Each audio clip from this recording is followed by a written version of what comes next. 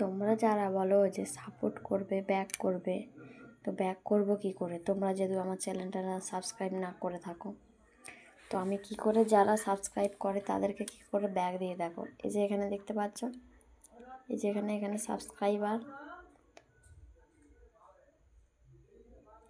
Clip দেখো, এরা আমার চ্যানেলগুলো সাবস্ক্রাইব করে রেখেছে, ঠিক আছে? তাদেরকে আমি ব্যাক দিয়ে দিচ্ছি। দেখো,